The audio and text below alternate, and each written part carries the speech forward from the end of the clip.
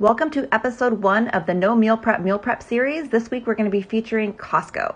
I got these prepackaged chicken street tacos, then I grabbed some of the cilantro shrimp, a bag salad, and I also grabbed some of those snack packs you can find in the refrigerated section, and then I got some fruit and some yogurt as well. When I got home, I grabbed the chicken tacos, a scale, and a light, and I started to meal prep. I like to use a scale to measure out the protein. It was about 3 ounces of the chicken, and that made about 5 portions altogether. You may or may not include the tortilla. I included 1 tortilla per serving, and you will have extra tortillas if you decide to do this. Then I grabbed the sauces and put them into individual ramekins so they wouldn't soak up everything, and then I did have a cover for these that I'm not showing. Then I grabbed the cilantro shrimp and measured those out and put them into each individual container. I really was thinking about what kind of vegetable I could do with this that's easy, so I grabbed the salad mix and put that in as well. Same thing with different ramekins to make sure that the salad dressing separated.